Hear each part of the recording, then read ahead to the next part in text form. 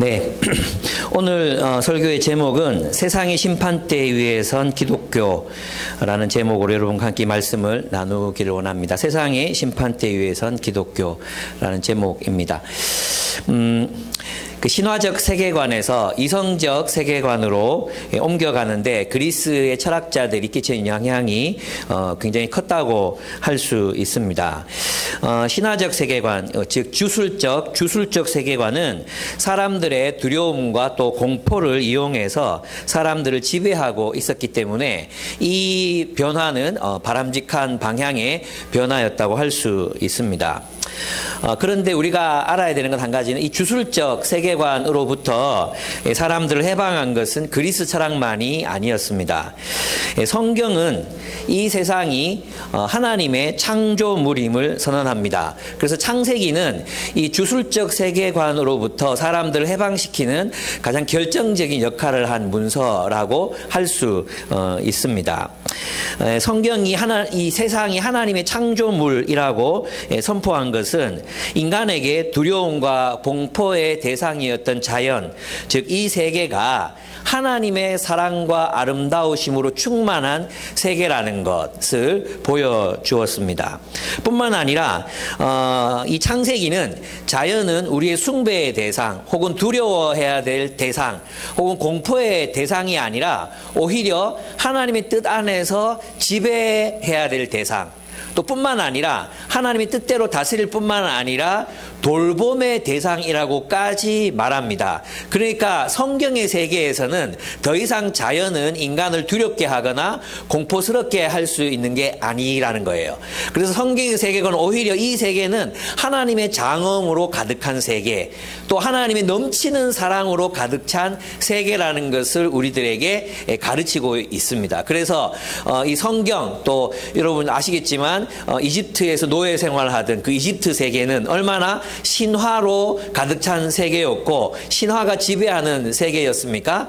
그런데 바로 그 이집트 세계에서 하나님은 이스라엘 백성들에게 아니 이 세계는 신들이 자연이 공포나 두려움의 대상이 아니라 내 영광을 드러내기 위한 세계이고 이 세계는 내가 너희에게 맡긴 세계이기 때문에 너희가 이 세계를 내 뜻대로 개발하고 내 뜻대로 문화를 창조해내고 뿐만 아니라 잘 돌봐야 된다고까지, 돌봄의 대상이라고, 숭배와 경외의 대상이 아니라 돌봄의 대상이 된다고까지 이야기했던 것입니다. 그러니까 여러분 우리는 이제 그리스 철학 혹은 그리스의 철학자들이 뮤토스에서 로고스의 세계로 이행하게 하는데 큰 도움을 줬다고 얘기했잖아요. 근데 그 일은 사실은 창세기부터 유대 사회에서 이미 진행되고 있었던 그런 일들이라고 할 수 있습니다. 이번 달 필독서인 경이라는 세계, 이 책은 온 세계가 창조주 하나님 안에 있을 때 우리의 삶이 진정한 의미와 또 충만한 인생을 살아갈 수 있다고 말하고 있습니다. 사실 이것을 이제 아는 것은 굉장히 중요합니다. 왜냐하면 근대 세계 이후에 인간은 이 세계가 하나님 없이도 설명이 가능하다고 믿게 되었습니다. 그래서 하나님을 우리의 삶으로부터 몰아내게 됐죠. 하나님을 제거한 이후에 어떤 일이 일어났습니까? 인류는 과학적으로 설명할 수 없는 것들은 아예 존재하지 않는 것처럼 취급하게 되어버렸습니다. 그러니까 우리에게 남겨진 세상은 신비로 가득한 혹은 장엄함으로 가득한 하나님의 사랑으로 가득한 세상이 아니라 오직 기계적인 법칙만이 존재하는 메마르고 황량한 세계만이 우리 앞에 남겨지게 된 것입니다. 이것이 하나님을 버린 근대의 딜레마입니다. 그러니까 이 세계 속에서 삶의 의미를 발견할 수, 하나님이 없으니까 삶의 의미를 발견할 수 없게 된 거예요.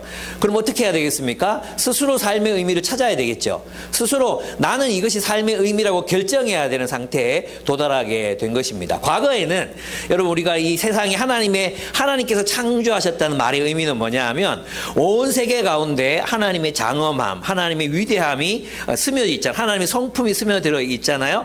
그래서 우리는 이 세계를 바라보면서 마땅한 어떤 경의, 마땅한 경탄을 올려드릴 수 있었어요. 예를 들어서 나이아가라 폭포를 저도 못 봤지만 TV에서 보니까 좋더라고요. 어쨌든 그 비슷한 폭포를 보신 적이 있으시죠? 그 내리꽂는 폭포를 이렇게 들여다보고 있으면 우리가 공통적으로 느끼는 감정 어떤 것입니까? 장엄하다는 겁니다. 장엄하다. 와, 대단하다. 이것은 그 나이아가라 폭포에 대한 합당한 감정이에요. 근데 그 나이아가라 폭포를 바라보면서 귀엽다. 귀여워. 이렇게 생각해도 되는 시대가 오늘 우리 시대가 된 거예요. 지금 어떤 의미로 얘기 드린지 아시겠습니까? 하나님이 창조한 세계는 우리가 마땅히 드려야 될 어떤 경외가 있었던 거죠. 그래서 있잖아요. 이게 어디에서 나타나느냐 하면 이제 이 모든 게 주관주의로 흐르게 되는데, 여러분 그 베토벤의 음악 또는 바하의 음악을 들을 때면 우리는 이 위대한 음악 앞에서 겸손해지고, 또 뭔가 그 음악이 우리에게 전달해주는 어떤 느낌들이 있잖아요. 장엄함의 느낌도 있고, 신성의 느낌도 있고, 또 로맨틱한 감정들도 있고, 이런 감정들이 마땅히 그걸 느끼는 것은 당연히 음악 감상자로서 당연한 거잖아, 그죠? 그런데 이제 이것이 다 주관주의로 흐르게 되면 클래식 음악, 그건 음악도 아니야, 이렇게 된다는 거예요. 그죠? 그래서 많은 사람들이 클래식 그거 아무것도 아니야, 들어보니까 재미없어, 이렇게 해도 그 사람의 존엄성하고는 아무 상관없는 게 되는 거죠. 그죠? 제가 지금 말씀드리고 싶은 게, 어떤 분이 이제 루브르 박물관에 갔어요. 이 박물관에 가면 위대한 미술품들이 들어있잖아요. 그러면서 이제 그림을 뭣도 모르는 사람들 하는 얘기가 뭡니까? 이거 나도 그리겠다. 전형적인 반응. 위대한 그림 앞에서, 위대한 회화 앞에서 우리는 이거 나도 그리겠다, 이런 반응이에요. 그런데 거기서 이제 이 박물관을 지키는 사람이 했던 얘기가 있잖아요. 그게 뭐예요?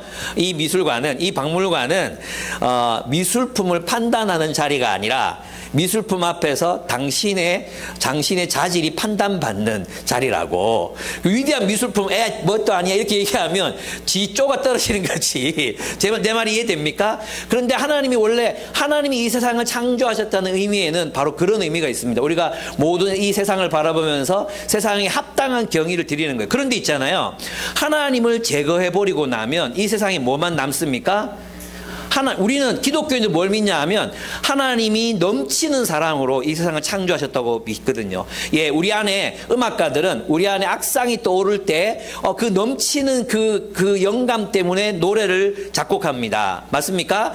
예, 작가들은 이걸 써야만 되겠다는 막 그런 충만한 어떤 감정들이, 또 생각들이 막 올라올 때 글을 쓸 수밖에 없듯이, 하나님은 사랑으로 충만한 존재이셨기 때문에 그가 의무적으로 세상을 창조하신 게 아니라 그 흘러나오시는 사랑으로 온 세상을 창조하셨어요. 그래서 기독교인들이 온 우주를 바라보는 관점은 무엇입니까? 하나님의 사랑으로 가득 차 있는 우주를 우리는 바라봅니다.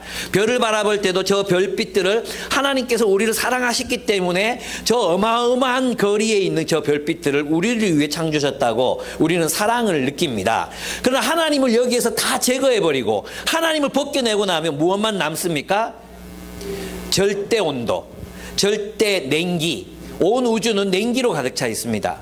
생명체가 없는 가스로 가득 차 있습니다. 그리고 우주의 끝에서는 빛보다 빠른 속도로 별들은 우주 밖으로 사라져가고 있습니다. 그러니까 하나님 없는 세계는 있잖아요, 죽음과 소멸뿐인 무의미의 세계일 뿐이라는 거예요. 제가 지금 이런 말씀을 드리는 이유는 뭐냐면, 우리는 대부분 의식하지 못하지만 근대 이후에 하나님을 벗겨내버리고 나서 많은 사람들이 이것이 진리라고 생각하고 살아가는 세계관이 있다는 거예요. 그게 과학주의예요. 과학으로 설명될 수 있는 것만 진실이다 하는 거죠. 그래서 있잖아요, 과학주의. 이 과학주의는 무엇에 봉사합니까? 인간의 탐욕에 봉사합니다. 인간의 탐욕에. 그래서 물질주의로 흐를 수밖에 없고, 이 물질을 통해서 인생의 어떤 즐거움을 찾고자 하는 게 소비주의잖아요. 과학주의, 물질주의, 소비주의라는 이런 이야기, 메타 내러티브, 이 특별히 자본주의로 강화된 과학주의, 물질주의, 소비주의라는 이 메타 내러티브 속에서 사람들 살고 있어요. 그래서 자기도 모르게 있잖아요. 과학적으로 설명 안 되는 건 존재하지 않는 거야. 신의 존재, 존재는 과학적으로 설명되지 않으니까 신은 없는 거야 라고 말해버린다는 거예요. 근데 이게 정말 웃기는 게 뭐냐 하면 이제 C.S. 루이스도 그런 얘기를 했는데, 저는 C.S. 루이스의 가슴 없는 사람이라는 소책자가 있어요. 지금이 절판되는지 나오는지 모르겠지만 저는 이 책을 너무너무 사랑합니다. 이 책에서 어떻게 이야기하느냐 하면, 하나님을 버린 세계는 결국 모든 가치와 의미는 주관적인 경험이 되고 마는 것입니다. 자기 결정에 따른 것이 될 수밖에 없어요. 그 결과 경이로움, 신비감, 삶에 충만한 의미, 이런 것들은 상실한 채 살아갈 수밖에 없다는 것입니다. 그저 모호하게 이런 것이 인생의 의미일 거야 라고 자기가 찾아야 된다는 거예요. 우리 기독교인은 하나님의 사랑으로 가득 찬 세계이고 하나님으로 가득 찬 세계이기 때문에 우리는 인생의 의미를 하나님 안에서 발견할 수 있다고 믿지만, 하나님을 벗겨있는 세계에서는 스스로 그 의미를 결정해야 되는 거죠. 얼마나 모호한 상태입니까? 얼마나 불확실한 상태입니까? 그것이 진짜인지 어떻게 압니까? 그렇습니다. 그래서 현대인들은 이 경이로운 하나님이 창조하신 세계, 하나님을 벗겨버린 세상에서는 경이로움을 잃어버렸다. 즉 경이를 느낄 수 있는 가슴을 잃어버린 사람들로 우리가 살아가고 있다고 C.S. 루이스는 진단했던 것입니다. 그렇습니다. 많은 현대인들이 가슴을 잃어버린 채로 살아가고 있습니다. 그 결과 사랑은 DNA의 보존을 위한 화학적 반응으로 전락해 버립니다. 저는 있잖아요, 제 아내를 처음 만났던 렛데 강이라는 커피숍을 지금도 잊지 못합니다. 그리고 단발머리를 하고 앉아있었던 그 아름다웠던 여인을 저는 정말 평생 동안 잊지 못할 겁니다. 너무 예뻐서 못 알아볼 정도로 예쁘게 앉아있었던 그녀가 우리 남영 씨였습니다. 근데 내가 그 여인을 바라보면서 느꼈던 그 사랑의 감정이 나의 DNA의 보존을 위한 생물학적 반응이었다고 이야기하는 놈을 만나면 저는 죽이고 싶을 것 같아요. 우리의 사랑이 그렇게 전락될 수 있습니까? 하나님이 없다면 그 모든 것들은 그냥 생화학적 반응에 불과합니다. 그래서 이제 현대인들이 주로 하는 이야기가 뭡니까? 아직도 사랑을 믿니? 뭐 이런 따위의 이야기들입니다. 네, 그렇습니다. 바로 그 이야기입니다. 많은 사람들이 있잖아요. 인생의 의미는 스스로 가치를 매기는 모호한 상태에 빠져버립니다. 그리고 세상의 경이로운 것들과 위대한 작품에 대한 반응은 그저 주관 속으로 함몰되어 버리고 마는 것입니다. 객관적인 어떤 경이로움, 이런 것은 존재하지 않는다고 생각해 버리는 시대를 살고 있다는 거죠. 여러분, 그렇습니다. 우리는 이런 시대 속에서 우리가 가진 복음을 전파해야 합니다. 그리고 우리가 가진 이 복음은 어떤 의미를 가지는 것인가를 생각해 봐야 됩니다. 여러분 있잖아요, 바울이 그 시대를 향해서 가졌던 도전도 지금 우리가 지금 이 복음을 보면서 느끼는 것과 다르지 않아요. 어떤 것이냐 하면 이 베스도라는 인물은 철저히 로마적인 인물이었어요. 그는 로마의 신화적 세계관 속에서 몸담고 살아가고 있었던 그런 사람이었습니다. 그렇죠? 그래서 그의 세계관 속에는 로마의 신화, 로마의 신들을 섬기는, 그리고 로마의 신전, 아테네 신전, 파르테논 신전, 이 신전들에 의해서 세계관이 형성되었고 그 이야기 속에서 그는 살아가고 있는 사람이었어요.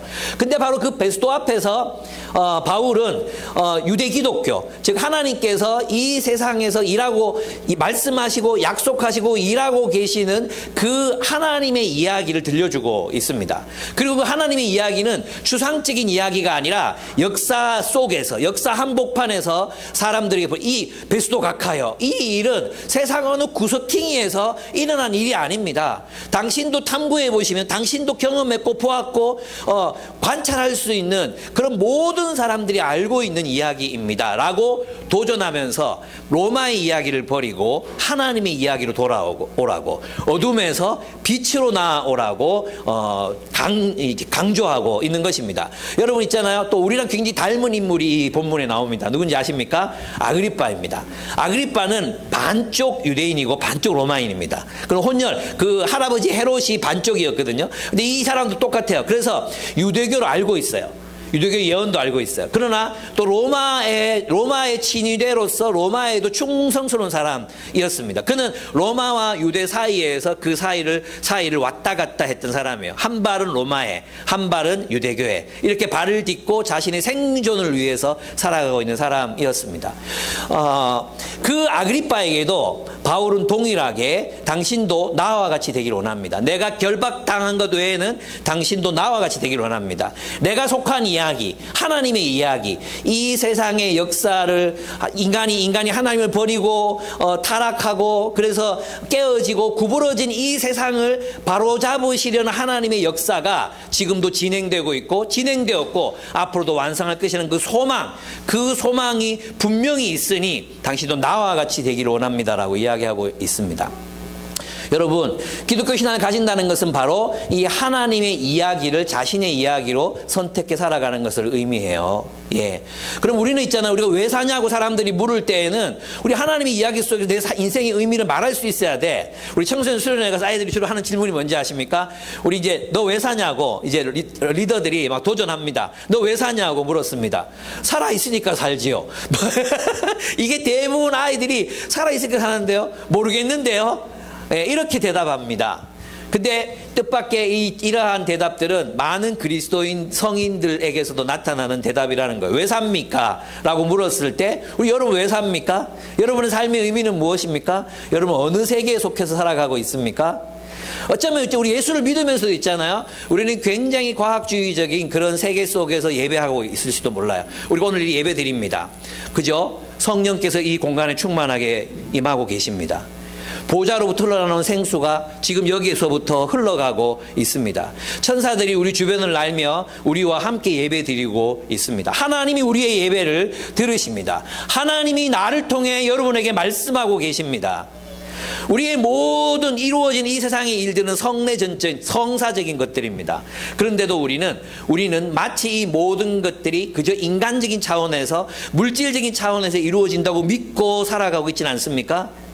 하나님이 개입하시고 천사가 우리들을 보호하고 동물이 말을 걸고 불에 타지 않는 불꽃 가운데서 하나님이 나타나시고 해보다 빛나는 예수께서 하늘에서 나타나서 우리에게 말씀하시는 이런 세계, 여러분은 그런 세계를 살아가고 있습니까? 아니면 오로지 차가운 법칙만이 존재하는, 차가운 냉기만이 존재하는 죽음과 소멸을 향해 나아가는 우주라는 세계관 속에서 여러분 살아가고 계십니까? 오직 물질만이 우리를 행복하게 해줄 수 있는 소비주의 세계관, 그 세계관 속에서 살아가면서도 우리는 여전히 우리가 그리스도인인 것처럼 착각하고 살아가고 있지는 않습니까? 이 얘기들을 오늘 이 본문을 통해서 우리는 들을 수 있다고 생각합니다. 그렇습니다. 첫째, 그럼 복음이 무엇인가? 어떤 이야기가 우리가 속해서 살아가야 될 이야기인가 하는 걸 바울이 이제 이야기합니다. 바울의 이 신앙 고백은 사실 세 번째 반복된 이야기입니다. 세 번째 이제 나타나고 있는 이야기예요. 조금씩 결이 다르고 강조점도 다르지만 이제 마지막 부분에서 이야기합니다. 첫째, 복음은 하나님께서 온 세상을 구원하시기 위해 일하고 계시다는 기쁜 소식입니다. 복음은 하나님께서 온 세상을 구원하시기 위해서 일하고 계신다는 기쁜 소식. 여러분, 이 온 우주는 그저 인간들에게 맡겨져 있는 이실론적 우주가 아닙니다. 하나님 없이 그저 우연히 존재하게 된 그런 우주도 아닙니다. 이 세계는 하나님께서 온 인류, 죄에 빠져 있고 하나님을 버렸기 때문에 구부러지고 부패한 이 세상을 바로잡으시고 정의롭고 공의롭게 다시 완성하시기 위해서 열심히 일하고 계시고 역사에 개입하시고 사람을 보내시고 말씀하시고, 예, 그리고 그 약속을 지키시는 그 하나님의 이야기가 바로 우리가 가지고 있는 복음이라는 것입니다. 바울은 지금 이제 아그리파 왕 앞에서 자신을 변호합니다. 자신이 하나님이 자기 백성에게 주신 예언과 약속에 충실하다는 것을 변호합니다. 먼저 그는 아그리파 왕이 유대인의 풍속과 쟁점들을 잘 알고 있다고 말하면서 당신 앞에서 내가 이런 복음을 전하는 이런 이야기를 할 수 있게 돼서 너무너무 감사하다고 아그리파의 마음을 부드럽게 만들고 있습니다. 그 앞에서 그는 아그리파 왕에게 자신이 유대인 중에서도 가장 엄격한 바리새파, 유대인들 중에서도 아주 엄격하게 종교적 규칙을 지키는 바리새파에 속해서 살아왔음을 주장합니다. 그리고 그는 젊을 때로부터 유대교에 충실하게 살아왔고 이 사실은 모든 유대인들이 다 알고 있는, 조금만 찾아보면 알 수 있는 그런 이야기라고 말합니다. 바울은 그래서 그 앞에서 자신이 재판을 받는 이유가 하나님이 이스라엘에게 주신 약속을 믿고 소망하기 때문이래요. 네, 지금 나는 하나님께서 우리 조상들에게 주신 약속에 소망을 두고 있기 때문에 바로 이러한 재판을 받고 있다고 말합니다. 예, 6절에 7절을 보면 지금 나는 하나님께서 우리 조상들에게 주신 약속에 소망을 두고 있기 때문에 여기에 서서 재판을 받고 있습니다. 우리 12지파는 밤낮으로 열심히 하나님을 섬기면서 그 약속이 이루어지기를 바라고 있습니다. 전하, 나는 바로 이 소망 때문에 유대 사람에게 고발을 당한 것입니다. 이렇게 얘기해요. 그러니까 이 말이 무슨 말입니까? 유대인들의 고발의 핵심이 무엇이었습니까? 바울은 유대교를 파괴하고 있다. 는 거였잖아요. 바울은 유대교를 파괴하고 있다. 그리고 바울은 이상한 새로운 종파를 만들어가지고 듣도 보도 못한 괴상한 이야기들을 통해서 유대인들을 혼란스럽게 하고 있다. 이런 얘기였잖아요. 그 얘기에 대한 반론으로 바울이 뭐라고 얘기하는 거예요? 아니다. 나는 유대교에 충실했다. 그리고 하나님께서 하나님의 백성들에게 약속해 오신 그 약속을 나는 진짜로 믿는다. 정말 하나님이 온 세상을 바로잡으시고 하나님의 나라를 실현하실 것이라는 것을, 하나님의 통치를 실현하실 것이라는 것을 나는 진심으로 믿고 있다. 그러므로 그들의 판단은 틀렸다. 나는 진짜 소망을 따라 살아가고 있다고, 오히려 가장 유대교에 충실한 것은 바로 나다. 그리고 이 기독교다라고 이야기하고 있습니다. 그러면서 그는 뭐라고 말합니까? 나는 이 소망 때문에라고 핍박을 받는다고 얘기했잖아요. 이 소망이 무엇입니까? 이 소망은 하나님께서 예언자들을 통해서 이스라엘에게 주신 약속이었습니다. 이 소망은 예언자들을 통해서 하나님께서 이스라엘 백성들이 주신 사명이 약속이었는데, 그 소망은 바로 하나님께서 언젠가 온 세상을 바로 세우시는 날에, 온 세상에 하나님의 정의와 공의를 실현하시는 날에 죽은 자들을 모두 살리셔서 심판하실 것이라는 그런 약속이었습니다.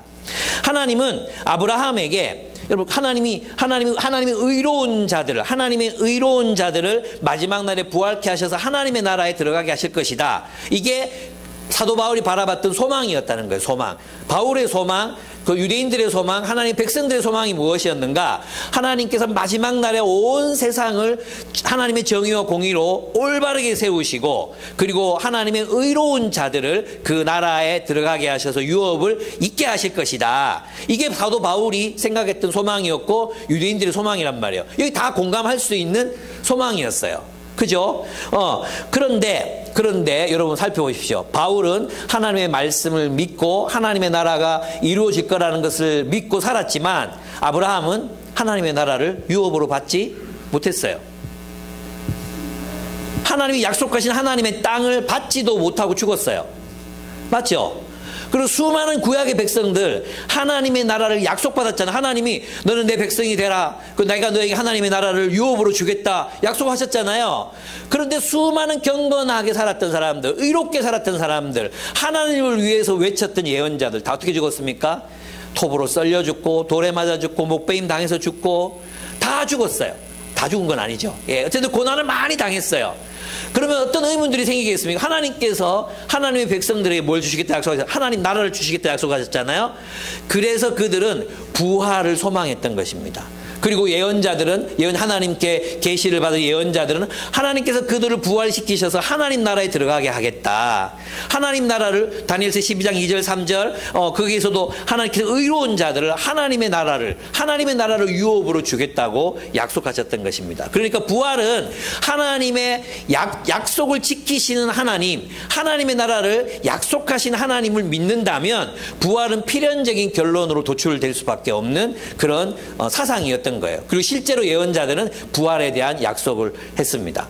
그렇죠. 그래서 사도 바울은 부활은 반드시 있어야만 해. 왜냐하면 하나님께서 하나님의 백성답게 살다가 죽은 사람들을 부활케 하셔서 그 나라를 유업으로 얻게 하시는 것이 성경에 나타나 있는 뜻이야 라고 그는 믿었던 거예요. 그런데 있잖아요, 그래서 그걸 믿고 자신도 어떻게 살았습니까? 그래서 바울은 유대인들이 고발한 것처럼 유대교를 파괴하려고 하거나 또는 어떤 새로운 이단 종교를 창시하려고 한 것이 아니라고 자신을 변호합니다. 오히려 바울은 하나님께서 이스라엘에게 주신 약속과 소망을 동일하게 소유했다고 주장하고 있습니다. 그런데 바울은 그동안에 나사렛 예수가 자신도 똑같이 생각했다는 거예요. 당신들이 나에 대해서 생각하는 것처럼 나도 나사렛 예수가 이 우리의 전통을 허물어뜨리고 성전을 모독하고 그런 사람이라고 생각했다. 그래서 그를 핍박했다는 거죠. 그리고 그를 따르는 나사렛 괴뢰들을 어떻게든 절멸시키기 위해서 애를 썼다. 회당에 들어가서 예수 믿는 사람들 잡아내서 형벌했다 그랬잖아요. 두들겨 패고 그리고 감옥에 집어넣고 이렇게 했다는 말이죠. 그것이 모자라서 이제는 어떻게 했습니까? 외국에 있는 유대 회당까지 찾아가서 그들을 박해하고 죽이려고까지 했다는 것을 고백합니다. 그런데 변화가 일어났는데 바로 무엇이었습니까? 부활하신 예수를 만났다는 것입니다. 부활하신 예수를 만났어요. 그래서 그의 이 모든 세계관은 예수 그리스도의 부활을 중심으로 변화될 수밖에 없었다. 그래서 나는 하나님께서 약속하신 그 부활의 약속을 따라 이방인들에게 복음을 전하는 사람이 된 것이라고. 왜냐하면 메시아 예언에 메시아는 온 민족, 모든 외국, 모든 열방, 모든 섬들 가운데서 남은 자들이 하나님의 백성이 될 거라는 예언이 있거든요. 그러니까 메시아가 부활하셨다면 그 이후로 이제 이스라엘이 아니라 모든 나라와 열방들 가운데 예수가 그리스도이심을 선포하는 일을 자기는 할 수밖에 없었다는 것입니다. 그렇습니다. 예수는 그 바울에게 사명을 주십니다. 어느 날 다마스커스에 있는 예수의 제자들을 박해하러 가는 도중에 해보다 더 눈부신 빛으로 나타나신 분을 봅니다. 그리고 그 해보다 빛나는 그 예수의 모습을 차마 볼 수 없었잖아요. 근데 거기서 음성이 들립니다. 사울아, 사울아, 너는 어찌하여 나를 핍박하느냐? 가시도 친 채찍을 발길로 차면 너만 아플 뿐이다 라는 음성을 듣습니다. 가시도 친 채찍을 발로 찬다는 의미는 뭐냐 하면 신들에게 대항하지 말라는 그 당시로 그리스 로마 시대의 속담이었습니다. 신들에게 대항하지 말라. 네가 신의 뜻을 알고도 그 신들에게 대항하면 너만 괴로울 뿐이다. 너만 손해다. 너만 다친다. 이게 바로 바울이 인용해서 쓰고 있는 속담, 그리스 로마의 속담이었어요. 하나님께 대항하지 마라. 그 얘기를 들었다는 거예요.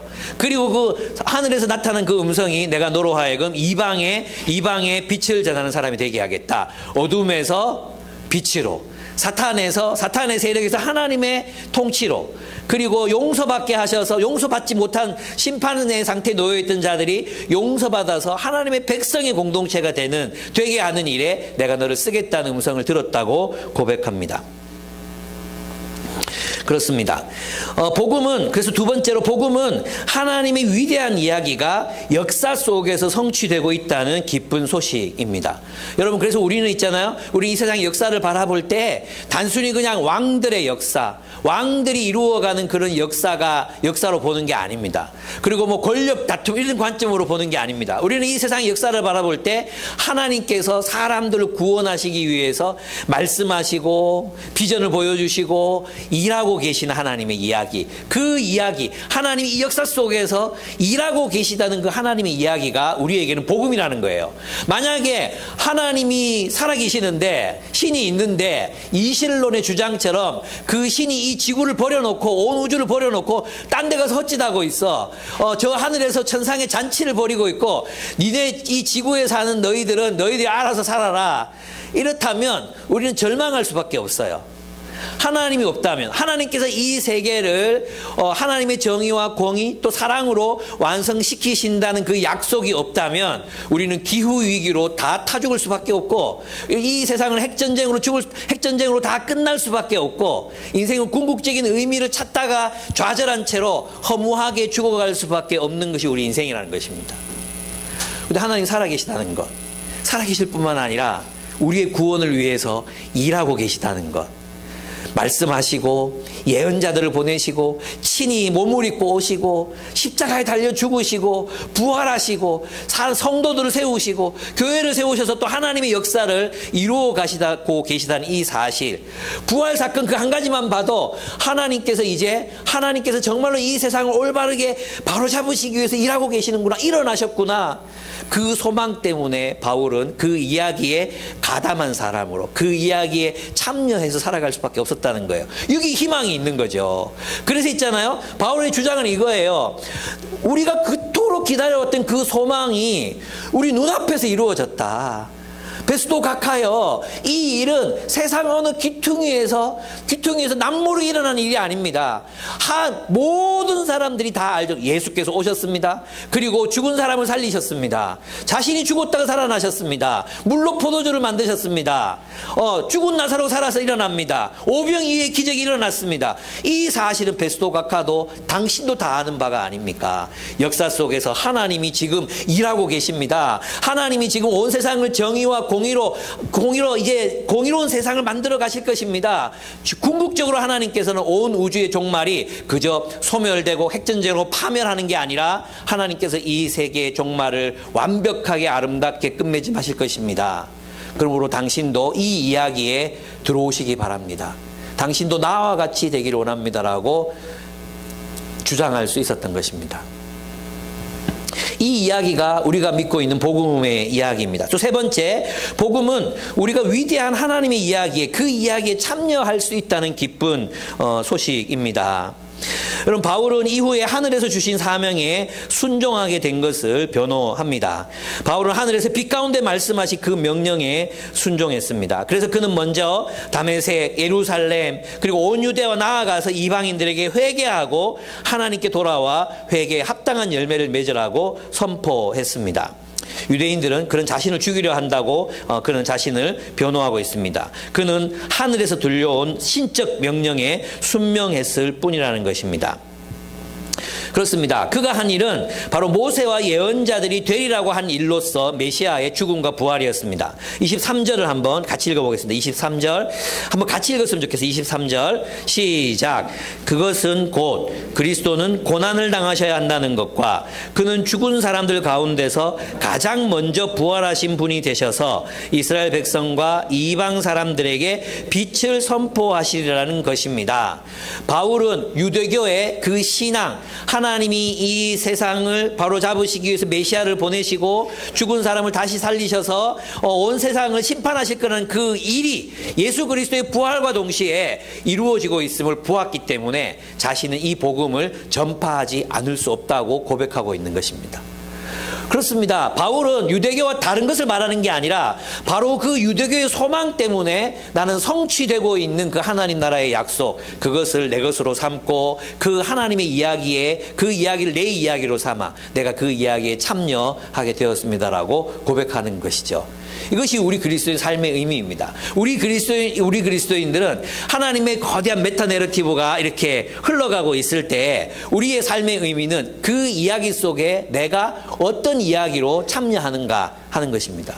바울은 이것이 주관적인 거죠. 바울은 부활하신 예수 그리스도를 만나고 온 이방에 복음을 전한 사람이 됩니다. 우리도 똑같은 부르심을 받습니다. 즉 어둠 가운데 있는 사람들을 빛으로 불러내는 것입니다. 사탄의 세력 가운데 있는 사람들을 불러내어 하나님의 통치 속으로 인도하는 것입니다.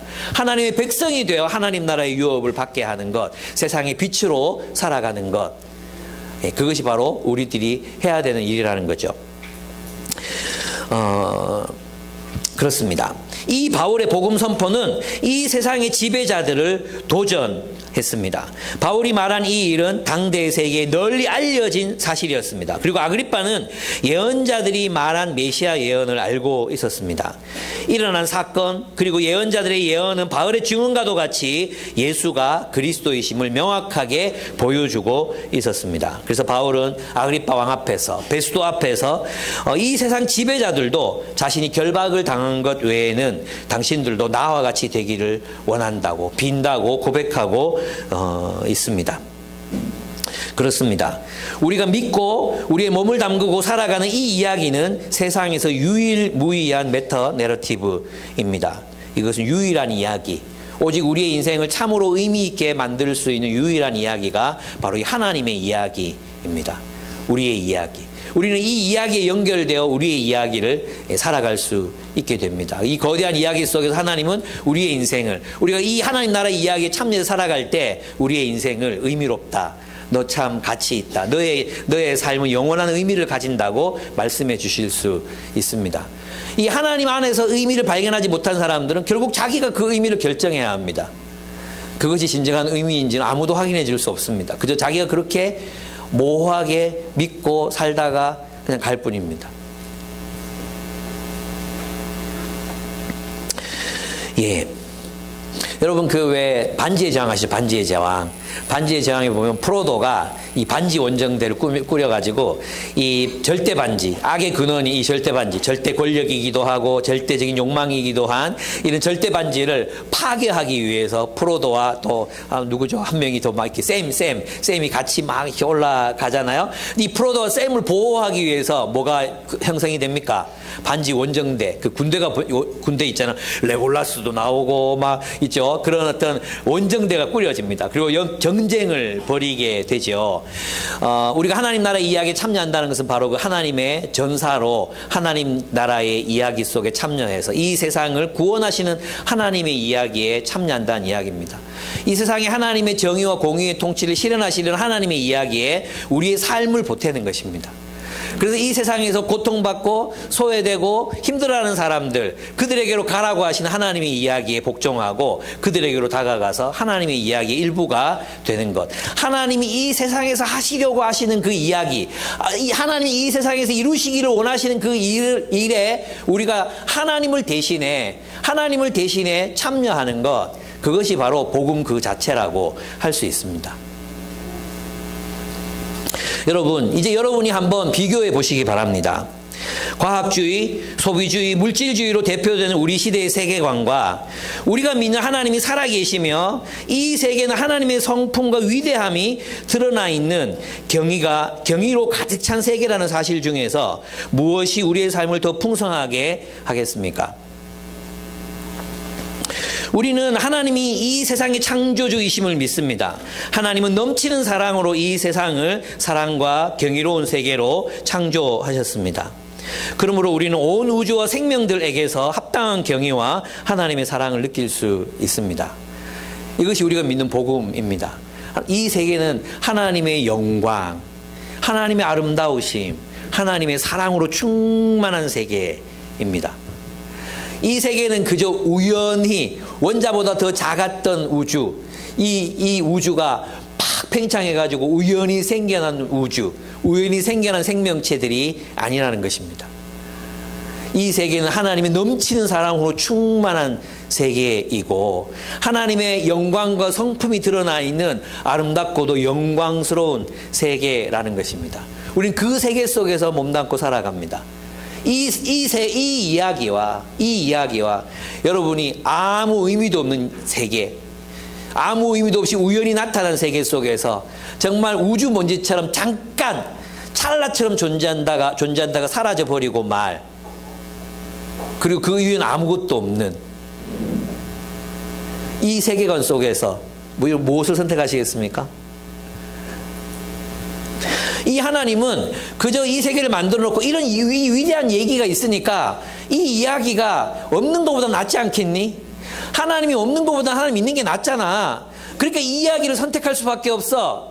그런 추상적인 이야기가 아니라 이 이야기는 하나님께서 이 세상의 역사 속에서, 하나님의 백성들의 역사 속에서 실제적으로 말씀하시고 이루어 가셨던 이야기라는 것입니다. 그리고 예수 그리스도의 부활로 성취된 이야기, 역사 속에서 실현되어 가고 있는 유일한 참된 이야기라는 것입니다. 그저 신화적 세계관 속에 머물러 있는 그런 이야기가 아니라 역사 속에서 참으로 십자가를 지시고 죽으시고 부활하신 예수 그리스도의 이야기로 완성된, 그리고 그분이 완성하실 참된 이야기가 바로 우리가 믿고 있는 복음의 이야기라는 것입니다. 여러분 얼마나 벅차지 않습니까? 그래서 이 바울은 뭐라고 말합니까? 나는 이 소망을 위해서 살았다고 이야기합니다. 이 소망, 이것은 우리의 참된 소망인 것입니다. 진짜 소망인 것입니다. 우리는 무엇을 소망하고 있습니까? 이 참된 소망 속에서 여러분 하나님의 나라의 백성으로 여러분이 가시게 되기를 원합니다. 그러나 하나님을 이 온 우주로부터 걷어내고 나면 하나님을 믿지 않는 사람들은 결국은 이 세상은 차가운 세상. 여러분 우주 밖으로 나가면은 온도가 마이너스 270 몇 도인가 떨어지잖아요. 그죠? 차가운 세상. 그리고 우주가 끝으로 가면 갈수록 어떻게 됩니까? 빛보다 빠른 속도로 별들이 사라지고 있어요. 빛보다 빠른 속도로. 빛의 속도를 넘어가면 그건 상상도 할 수 없는 세계. 그러니까 있잖아요. 하나님을 걷어낸 우주는 오직 소멸과 죽음만이 존재하는 세계예요.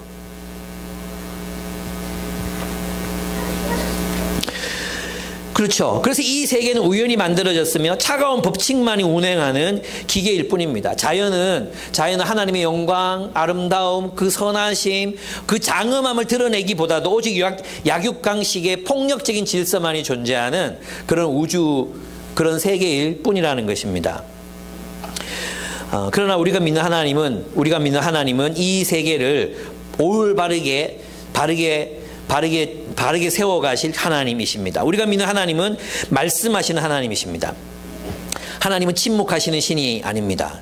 여러분, 하나님은 우리들에게 도가 무엇인지를 알려주신 하나님이십니다. 너희들이 알아서 찾아라. 너희들이 알아서 너희들 믿는 대로 그냥 너는 진리가 뭐라고 생각해? 그래 그거 위해서 살아라. 너는 진리가 뭐라고 생각해? 너는 그거 위해서 살아라. 이런 말씀하시지 않는 신이 아닙니다. 하나님은 침묵하고 계시는 분도 아닙니다.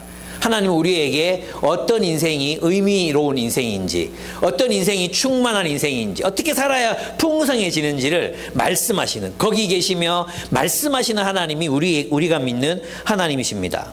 하나님은 끊임없이 우리와 소통하기를 원하십니다. 그래서 끊임없이 하나님은 예언자들을 보내시고 성경을 쓰시고 이 세상에 대한 하나님의 계획과 뜻을 알리십니다. 그래서 우리가 살아가는 이 세상은요, 온 세상은요, 하나님이 말씀으로 창조하셨고 말씀으로 가득한 세상입니다. 우리가 주관적으로 그냥 결정하는 게 아닙니다. 우리가 믿는 물리적인 세계에는 우리가 깨닫고 알고 있는 수학적인 원리가 물리적 세계에 반영되어 있습니다. 우리의 내면과 우리 바깥에 있는 세계는 연결되어 있습니다. 우리가 듣는 음악들은 그 장엄함에 반응하도록 우리는 설계되어 있습니다. 예, 아무도 불협화음을 들으면서 진짜 아름답다 이렇게 느끼는 사람 없습니다. 공포스러운 괴기스러운 음악 있죠. 공포 영화에 나오는 음악, 뭐 이런 음악 있잖아요. 그런 걸 들으면서 마음이 평안해진다. 미친놈입니다. 우리는 그에 합당한 어떤 반응을 할 수 있는 이유는 뭐냐 하면 이 세계가 하나님이 당신의 말씀으로 지으신 세계이기 때문이에요. 그래서 우리는 이 세계 속에서 하나님의 뜻을 발견합니다. 이 세상 가운데서 하나님의 신비로움과 하나님의 경이로움을 이 세상의 수학, 물리학, 문학, 철학 가운데서 우리는 하나님을 발견하는 존재들입니다. 얼마나 벅찬 세계관입니까? 그 말씀은 하나님은 이 세상의 불의함과 구부러져 있음에 대해 고발하시며 바로잡으시겠다고 약속하시고 그 약속을 이루어 가시는 하나님이심을 우리가 믿게 합니다. 말씀으로 가득한 이 세계는 우리에게 인생의 의미가 무엇인지를, 무엇이 도인지를, 무엇이 진정한 도인지를 우리에게 가르쳐 준다는 거예요. 여러분, 도라고 다 똑같은 도가 아니거든요. 예, 도가가 말하는 도와 노자가 말했던 도, 그리고 그리스도가 말씀하시는 이 도는 완전히 달라요. 예, 동양에서의 도는 있잖아요. 비인격적인 도예요. 비인격적인. 설명할 수 있으면 도가 아니에요. 예, 비인격적인. 그리고 인간적인 어떤 정이 묻어 있잖아요. 그러나 그리스도께서 말씀하시는 도, 이 도는 무엇입니까? 사랑이요, 사랑. 이 도. 예. 주님은 우리에게 계속해서 말씀을 걸어오시는 분이십니다. 말씀으로 가득한 이 세계는 우리에게 인생의 의미가 무엇인지를, 무엇을 위해서 살고 무엇을 기뻐하고 무엇을 경탄할 수 있는지를 말해줍니다. 그러나 하나님이 없는 이 세계는 이 세계의 의미, 우주가 존재하는 의미, 우주가 이렇게 멋지고 이렇게 장엄하고 이렇게 아름다운 이유, 그 이유를 설명해 줄 수 없습니다. 그래서 어둠 속에 있는 것입니다. 그래서 하나님을 알지 못하는 사람들은 어둠 속에 있을 수밖에 없다는 것입니다. 사탄은 우리에게 이 세계는 그저 우연히 존재할 뿐이며 생명 없는 기계와 죽음의 세계라고 우리를 설득하려고 합니다. 그래서 인간 따위는 아무런 가치도 없고 의미도 없어. 인간 따위는 존엄함도 없어. 인간 따위가 무엇이 존엄하냐라고 우리들에게 계속해서 너희는 이 세상에, 이 거대한 우주에는 의미가 없으니까 오로지 너희는 너희의 욕망을 추구하면서 살라고 우리를 꼬드깁니다. 그래서 있잖아, 참 놀라운 게 뭐냐 하면 우리 하나님 안에 있으면 하나님께서 우리의 삶의 의미가 되시기 때문에 하나님께서 우리에게 원하는 삶이 무엇인지 끊임없이 묻잖아요. 그죠? 하나님 어떻게 살아야 합니까? 이 경우에는 어떻게 하는 게 하나님의 뜻입니까? 그래서 끊임없이 물어요. 그러나 있잖아, 하나님을 딱 버리고 나면 무엇만 남습니까? 자아만 남잖아요. 그 자신의 욕망을 추구해요. 이게 극단적으로 드러나는 세계가 오늘 우리 시대예요. 여러분, 우리 필독서 2024 하여튼 2024 뭐였죠? 트렌드, 한국 트렌드 2024. 그 책에 보면 나는 이제 제일 재밌게 읽었던 부분이 도파민이라는 주제였어요. 도파민. 도파민은 뭐냐 하면 우리가 즐거운 일을 할 때 생겨나는 호르몬이거든요. 즐거운 일을 할 때 예를 들면 제가 낚시해서 잉어를 잡았다 할 때 그 도파민이 막 이렇게 막 올라오는 그런 느낌이겠죠. 근데 도파민과 파밍, 이 장악한다, 잡는다는 말이 이렇게 합해져서 도파민이라고 하는 거예요. 근데 있잖아요. 결국은 있잖아요. 우리가 이 삶에 의미가 없다고 느끼면 뭘 추구하게 되냐 하면 극단적인 재미를 추구할 수밖에 없는 거죠. 무슨 뜻인지 아시겠죠? 극단적인 재미. 그래서 계속해서 자기들 재미있어 하는, 옛날에 있잖아요. 우리가 논다는 것, 어떤 게 논다, 놀이. 이 논다는 건 있잖아요. 공동체적인 일이었어요. 그리고 한국 사회에서도 논다는 건 있잖아요. 막 꽹가리 치면서 막 춤추면서 어디 갑니까? 막 집으로 들어가요, 집으로. 집으로 들어가가지고 그 집에 있는 악귀들을 막 다 쫓아내고 그 집에 소원 빌어주고, 그죠? 그리고 이제 막 같이 나눠 먹고 또 나와. 또 다른 집에 가서 같이 노는 거예요. 같이 막 춤추고. 온 집안 다 돌고 동네에서 막 술판 벌리고 막 같이 놀기 위한 게 놀이였어요. 여러분 옛날 놀이 생각해 보십시오. 올케바닥 같이 노는 거잖아요. 지 혼자 뭐 이렇게 재밌습니까? 같이 놀아야지. 윷놀이 같이 노는 거예요. 그죠? 그런데 오늘날 우리가 생각하는 도파민이라는 건 뭔지 아십니까? 철저하게 개인주의적이에요. 자기가 기뻐하는 거, 자기 유튜브 쇼츠, 자기가 좋아하는 거 계속 그걸 보고 자극받고 그렇게 해서 뭐 하는 겁니까? 그리고 뭐 낙하산에서 뛰어내리고 막 끝까지 가세요. 끝까지. 그래서 이 자극은 있잖아요. 이 자극은 끝이 없어요. 왜냐하면 이게 계속해서 더 큰 자극이 와야지 도파민이 생기거든요. 그러니까 계속 끝없는 자극을 추구할 수밖에 없는 거죠. 이 끝이 뭡니까? 중독이에요. 중독.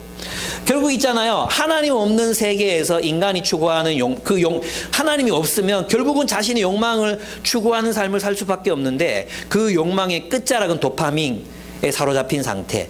결국은 중독적인 상태에 도달할 수밖에 없는 게 우리 인류예요. 그 결과가 어떻습니까? 허무예요, 허무. 감정적인 허무, 우울감. 사실 있잖아요. 대한민국이 전 세계에서 가장 현대의 트렌드를 앞서 나가는 그런 나라가 한국이거든요. 근데 여러분 아시죠? 최근에 어떤 한 세계 유명한 그 유튜버가 한국에 와서 뭘 찍었는지 아십니까? 한국 사람들은 왜 이렇게 우울한가? 전 세계에서 가장 우울증 환자가 많은 나라가 한국이고 가장 세계 1, 2위를 다투는 자살자가 많은 나라가 한국이고 왜 한국은 모든 것을 갖추었음에도 불구하고 불행한가? 그게 그 사람이 와서 유튜브를 찍은 목적이었어요. 왜겠습니까? 결국 있잖아요. 우리는 속는 거죠. 사탄에게 속는 거예요. 뭐냐 하면 우리를 행복하게 만들어줄 수 없는 것들을 끝없이 추구하게 만들거든요. 우리를 행복하게 해줄 수 없는 거. 그게 뭡니까? 소유잖아, 소유. 돈으로 소비하는 거. 소비해서 뭐 하는 거야? 나의 도파민. 내가 순간적인 행복감을 느끼게 만드는 그거. 그걸 끊임없이 추구하지만 실제로 우리는 더 우울해질 뿐이라는 것입니다. 하나님 없는 세계의 결말입니다. 저는 있잖아요. 이 복음이 얼마나 위대한 이야기인지 모르겠습니다. 하나님은 정말로 살아계시고 인류의 구원을 위해서 일하고 계시고 말씀하고 계시고 약속하시고 그 약속을 지켜가고 계시는 분이 우리 하나님이십니다. 우리가 믿는 복음은 그렇게 위대한 것입니다. 사탄은 우리에게 이 세계는 그저 우연히 존재할 뿐이며 생명 없는 기계고 죽음의 세계라고, 결국 모든 세계는 소멸을 향해 달려가고 있으니 너는 너의 욕망에 충실하라, 각자 도생하라고 우리를 꼬드깁니다. 너는 삶에 의미가 있다고 믿고 살 뿐인 존재라고, 그러므로 오직 너의 욕망에만 충실하게 살면 된다고 우리를 속입니다. 그러나 이것이 바로 어둠이요, 이것이 바로 사탄의 통치 아래에 있는 모습이라고 우리는 확인할 수 있습니다. 우리가 믿는 하나님은 세상의 회복과 완성을 위해서 일하시는 하나님이십니다. 그리고 하나님은 그 하나님의 역사에 우리를 초대하십니다. 햇빛보다 더 밝은 빛 가운데 나타나셔서 우리에게 이 싸움에 참여해 달라고, 이 세상의 평화를 이루기 위한 이 싸움에 참여하라고 우리에게 말씀하십니다. 우리는 하나님의 구원이라는 그 거대한 역사에 연결되어 하나님과 함께 일하는 평화의 전사들인 것이죠. 이 사명을 분명하게 알고 여러분의 세상을 살아가시기 바랍니다. 세상 사람들처럼 그저 하나님도 없고 그저 존재하는 그저 유일한 의미는 내 삶을 보다 재미있고 행복하게 만드는 것이라고 생각하며 살아가고 있다면 그것은 잘못된 우물을 파고 있는 것이라고 할 수 있습니다. 그러므로 있잖아요. 하나님이 없는 세계에는 참된 소망을 가질 수 없습니다. 이 세상, 하나님을 빼고 나면 이 세상에서 분명한 종말은 이 세계가 종말을 향해 달려가고 있다는 것입니다. 그리고 이 열차는 브레이크가 없습니다. 지금도 끝까지 달려가고만 있을 뿐입니다. 저는 여러분 불안하지 않습니까? 뭐 전기차가 대안이 된다고 막 하다가 전기차가 배터리가 더 심각한, 배터리 문제가 더 심각해지니까 전기차도 시들해졌어요. 나는 있잖아, 이런 어떤 걸 보느냐 하면, 야, 이거 멈출 수 없구나. 이 탐욕의 이 질주를 멈출 수 없구나. 끝까지 가겠구나. 하나님 없으면 소망이 없습니다. 그렇습니다. 하나님 없는 이 세상은 종말을 향해 달려가고 우주는 소멸하고 있고 세계는 여전히 전쟁과 굶주림 속에 놓여 있습니다.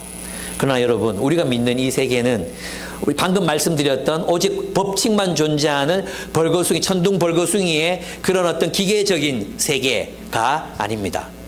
하나님이 살아계시고 하나님이 역사 속에서 일하고 계시며 하나님께서 수천 년 동안 잊지도 않으시고 끊임없이 우리와 함께 이 세상을 위하여 일하자고 말씀하고 계시는 그 하나님, 그리고 그분의 역사는 약속에 따라 메시아가 오셨고 부활하셨고 마지막 남은 것, 주님이 언젠가 다시 오셔서 온 세상을 회복시키실 거라는 소망, 그 소망 가운데서 우리가 살아가는 것입니다.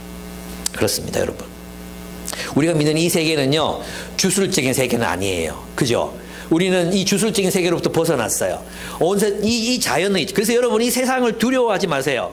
예, 자연 세계를 두려워하지 마십시오. 이 자연은 여러분들에게 해를 끼칠 수 없습니다. 예. 예, 사고 나죠. 예, 그런 의미가 아니라 영적인 해로움 뭐 이런 게 있잖아요. 그런 주술적인 세계가 우리 세계관이 아닙니다. 그렇다고 우리가 가지고 있는 세계관은 그렇다고 해서 과학주의적인 기계론적 세계관도 아닙니다. 여전히 우리가 믿는 세계는 하나님이 통치하시고 하나님이 다스리고 계시는 세계입니다.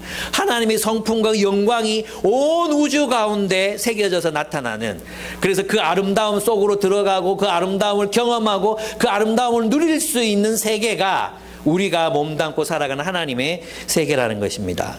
우리가 믿는 이 세계는 하나님이 살아계셔서 하나님께서 해를 타고 다니시며 달과 바람을 통해서 그분의 징조를 알리시고 새들과 동물을 통해서 하나님의 말씀을 전달하시는 그런 우주입니다.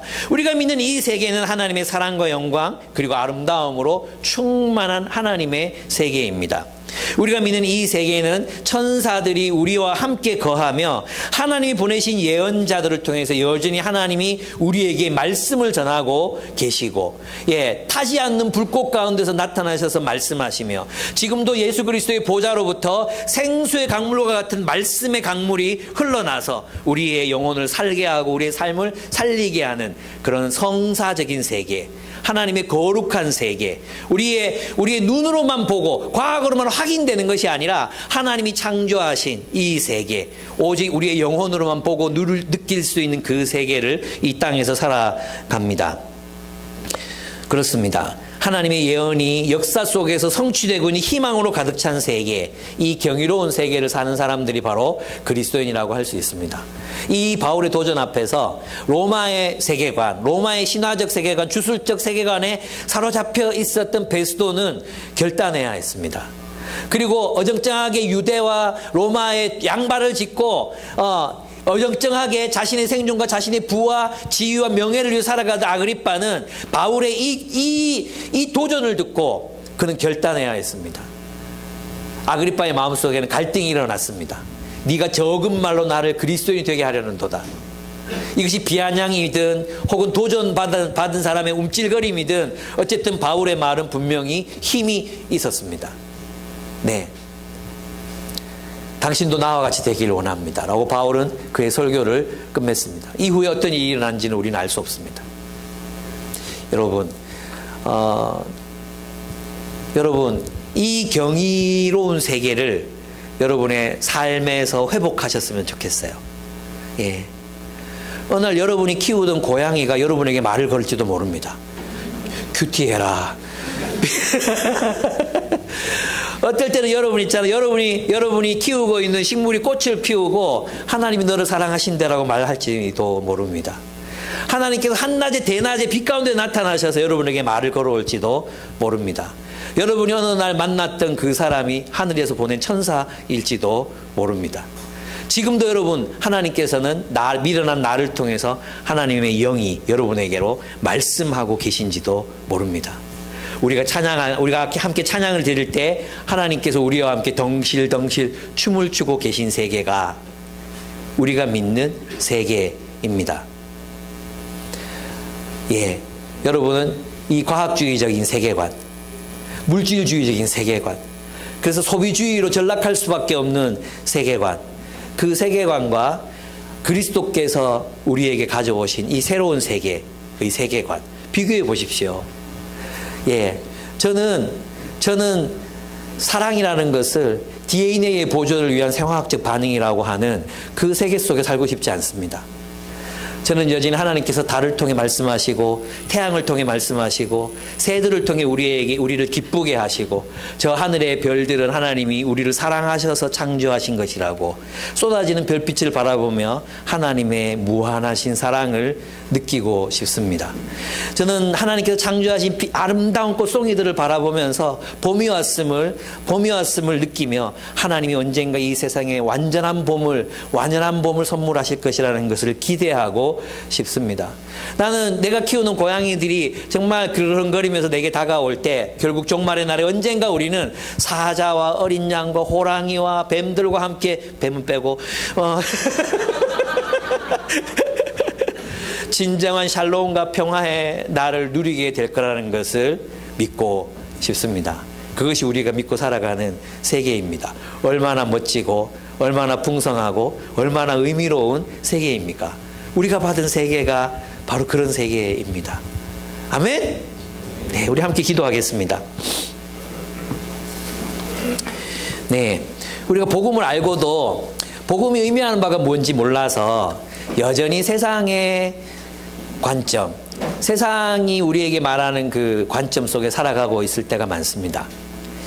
그게 당연한 것처럼 과학이 설명할 수 없는 건 존재하지 않는 거 아니야? 우리는 그렇게 당연하게 이 세상이 말하는 것들에 그냥 쉽게 그냥 그 조류에 편승해서 살아갑니다. 점검해 보지 않는 거죠. 예, 그게 진짜인가 점검해 보지 않는 거죠. 예, 그것이 함축하는 의미를 생각해 보지 않는 것입니다. 여러분, 복음은 정말 위대한 하나님의 이야기라는 것을 저는 또 확인합니다. 너무 멋있습니다. 너무 아름답지 않습니까? 이 복음이 우리에게 들려졌다는 거, 이 세상의 실체가 우리들에게 알려졌다는 거, 이 세상의 존재가 벌거벗고 다가와서 우리들에게 이 우주는 이렇게 생긴 거야. 이 우주는 하나님의 사랑으로 가득한 세상이야. 하나님의 영광을 봐. 하나님의 아름다우심을 봐. 만끽하며 살아. 경탄하며 살아. 경이로운 세상 속에서 경의를 느끼면서 살아. 기뻐하며 살아. 이렇게 말씀해 오신 하나님이 느껴지지 않습니까? 나는 그 세계를 살기를 원합니다. 우리가 주님 앞에서 그냥 아그리빠처럼 베스도처럼 그냥 살아가던 대로 살아갔던 거 아닌가? 그 세상의 조류가 그냥 진실이라고 믿어버리고 그냥 질문하지 않고 살아왔던 거 아닌가? 용서를 구했으면 좋겠어요. 그리고 하나님 앞에 하나님이 이 놀라운 구원의 세계를 우리에게 허락하셨는데 이 구원이 무엇인지 그 의미를 알고 살아갈 수 있게 도와주십시오. 함께 해주십시오. 그렇게 주님 앞에 좀 기도드렸으면 좋겠습니다. 함께 기도하겠습니다.